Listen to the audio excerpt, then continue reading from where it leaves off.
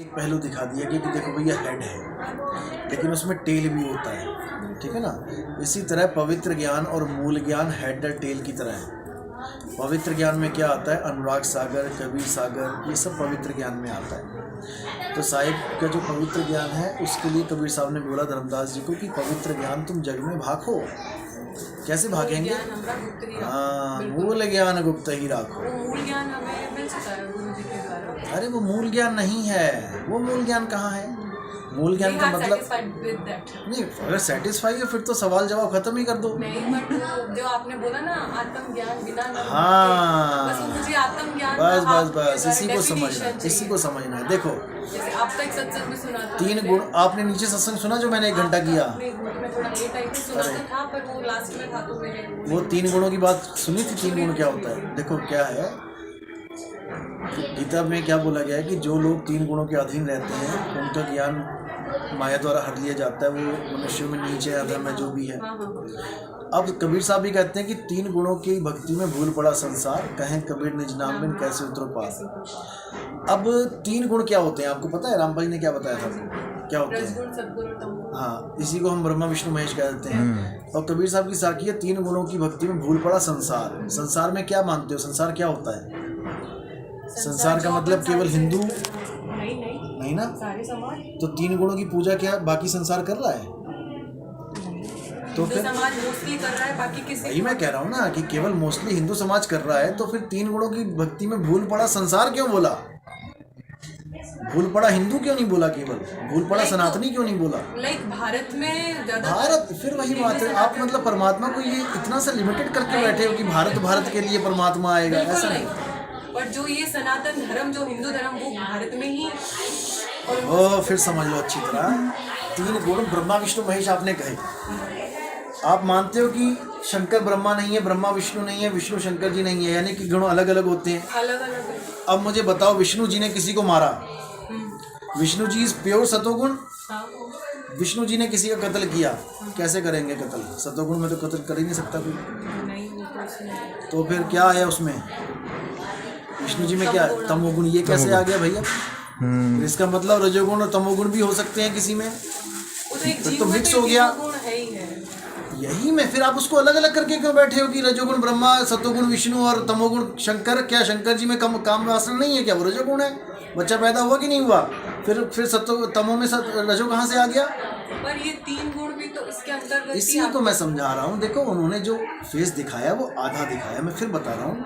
आप जब तक ब्रॉड माइंड नहीं हो जाओगे ना, जब तक आप इस ज्ञान को नहीं समझ सकते, ठीक है।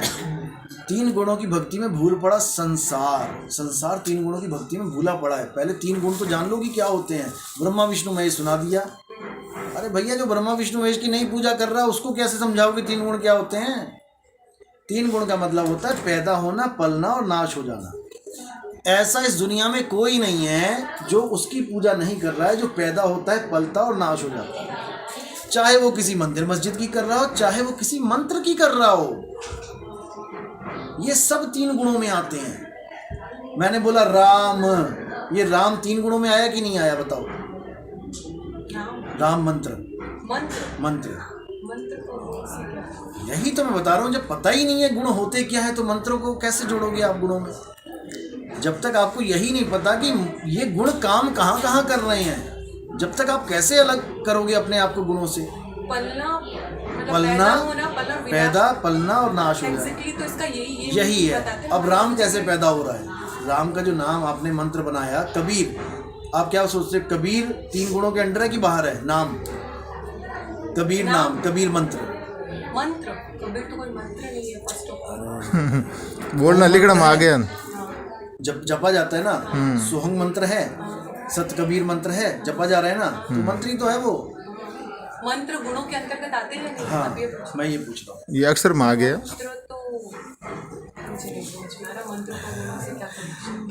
मैं अभी यही नीचे समझा रहा था कि कोई भी चीज़ पैदा होती है, कुछ देर टिकती है और उसका नाश हो जाता है, वो 3 गुणों के अधीन होते हैं। अब देखो मंत्र कबीर बोलो, अभी बोलने जा रहा हूँ, रजोगुण एक्टिव हो रहा है। रजोगुण पैदा करने वाला है इस मंत्र को। अभी मैंने बोला नहीं है वो मंत्र, नाम बोला नहीं है, अभी रजोगुण शांत है, लेकिन जैसे ही मैं बोलूंगा रजोगुण स्टार्ट हो जाएगा। देखो कबीर, कबीर। खत्म हो गया ना, रा पे खत्म हो गया। अब दोबारा मुझे बोलने के लिए दोबारा रजो गुण को लाना पड़ेगा। कबीर कबीर कबीर, ये सब 3 गुण में आ गया। ये सब तीनों गुणों में आ गया। जहां पर भी 3 गुण है वहां पर आदि मतलब पैदा, पालना और नाश होगा ही होगा। किसी शरीर की पूजा करोगे तो भैया पहले वो पैदा हुआ है, अब वो चल रहा है, कुछ दिनों के बाद ढल जाएगा, खत्म हो जाएगा। इवन ये सारी दुनिया पैदा हो रही है, चल रही है और एक दिन नाश हो जाएगी। तो ये दुनिया ही है, जब 3 गुणों के अधीन है, दुनिया में पैदा होने वाले जीव, पैदा होने वाले नाम मंत्र, ये अविनाशी कैसे हो सकते हैं? इसलिए साहिब ने कहा तंत्र मंत्र सब झूठ है, इनमें न भर में कोई, सार नाम जाने बिना कागा हंस ना हो। सार नाम को पहले जान लो, सार नाम होता क्या है। होठ कंठ लागे नहीं, जीव्या नहीं उच्चार, और गुप्त वस्तु जो लख है सो है हंस हमार। वो वस्तु है सार वस्तु, वो कोई नाम नहीं है कि गुरुजी मुझे देंगे, मैं कानों से सुनूंगी, फिर मैं उसको माला में जपूंगी। वो वस्तु है सार वस्तु। कहाँ पड़ी है वो पता है आपको? कहाँ है वो? अधर द्वीप तहाँ गगन गुफा में है निज वस्तु सारा। वाणी सुनी है? क्या बात कर रही हो? पूरी सुना देता हूं। अधर द्वीप तहाँ गगन गुफा में है निज वस्तु सारा, ज्योत स्वरूपी अलख निरंजन धरता ध्यान हमारा। आगे ना याद? अब ये वस्तु की बात कर रहे हैं कि कहाँ पड़ी है वस्तु? अधर द्वीप गगन गुफा में। अब जब तक तुम्हें ऐसा गुरु नहीं मिला जो तुम्हें अधर द्वीप और गगन गुफा का ज्ञान ना करा दे, जब तक वो तुम्हें मंत्र ही जपवाता रहेगा कि ले बेटा ये जप ले, यही है सार नाम, ले ले जप ले। और क्या जपवाया? 52 अक्षर। नानक साहब, कबीर साहब ने बोला पेज नंबर 340 पे गुरु ग्रंथ साहब में, 52 आखर लोक त्रय, सब कुछ ही नहीं माही। 52 अक्षरों से सब कुछ, किसी का भी नाम रख लो, पगड़ी, बैग, दीवार, ईंट, जो मर्जी रख लो। 52 अक्षर लोक त्रय, यानी 3 लोक, सब कुछ इनही माही, ये आखर खिर जाएंगे, वो आखर इनमें नहीं। 3 लोग में आ गया सब। वो अक्षर इनमें नहीं है, तुम बोल नहीं सकते उसको। अखा आवाज जो वेखना बिन कन्ना सुनना, उस अक्षर को ना तो तुम आंखों से देख सकती हो, ना इन कानों से सुन सकती हो। इस कान सुन नहीं सकते उस अक्षर को, उस सार शब्द को, सार नाम को। वो तो चीज है, वो वस्तु है, उसको केवल सुरत के द्वारा जाना जा सकता है, सुरत के द्वारा। और विहंगम चाल से जाना पड़ेगा। ये नहीं कि मैं पहले गुदा चक्कर से, मूल चक्कर से स्टार्ट किया, फिर मैं स्वादिष्टान में आया, फिर मैं नाभि में आया।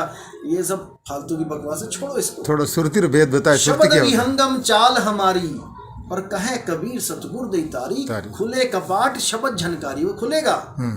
और पिंड अंड के पार सो देश हमारा है। क्या है? शब्द झनकारी। जैसे ये है, ये आवाज ना कोई लिख सकता है, ना इसको कोई बोल सकता है, इसको केवल सूरत के द्वारा सुना जा सकता है। पिंड अंडर बारे में बताओ साहब, पिंड किन बोला, अंड किसको? वो भेद नहीं खोलना है ऐसे। अच्छा अच्छा, ठीक ठीक। साधु संतों को नहीं खोलते चलते। अच्छा, वाह वाह जी, वाह, ठीक ठीक। आपको एक सज्जन सुना था, एक छुड़ावे एक लखा। हाँ बिल्कुल। ये वाणी किसकी है? ये तो कबीर साहब की है। नानक साहब की भी नहीं है, कबीर साहब की भी नहीं है, ये है हमारे गुरु मदन साहिब जी की। मदन साहिब जिस पंथ को हम चला रहे हैं ना, पहले गुरु हमारे मदन साहिब थे, जिनको कबीर साहब ने आके दर्शन दिए। और हमारे गुरु मदन साहिब जी फर्स्ट गुरु। जैसे गरीबदास जी महाराज हैं, गरीबदास जी महाराज 12वें पंथ के प्रथम आचार्य हैं, प्रथम गुरु हैं।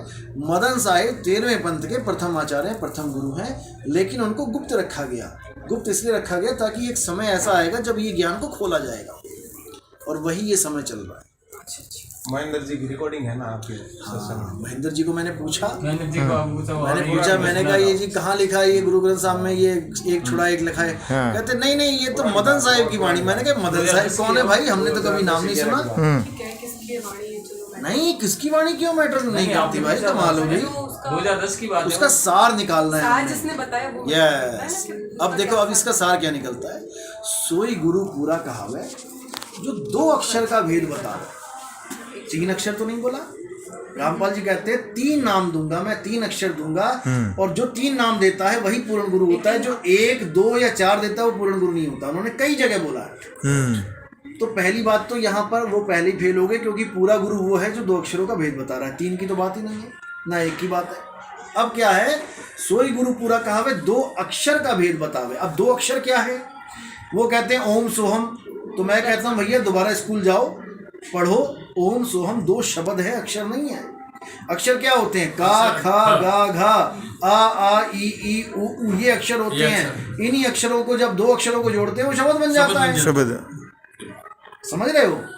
हा अक्षर, माँ अक्षर अलग अलग है, जब दोनों को जोड़ा तो हम बन गया। हम एक शब्द है, शब्द बनिया, अक्षर नहीं है। अक्षर नहीं, अक्षर तो एक ही होता है। पहली दूसरी क्लास दोबारा पढ़ो जाके। आपके अकॉर्डिंग वो क्या है जो यही तो समझा। आप सत्संग नहीं है ना, आप सत्संग में नहीं है, इसलिए आप नहीं, मैंने आपकी YouTube पे हाँ। अब सुनो, आप गूगल पे सर्च करो, अभी करो 2 मिनट में गूगल बताएगा आपको कि अक्षर क्या होती है।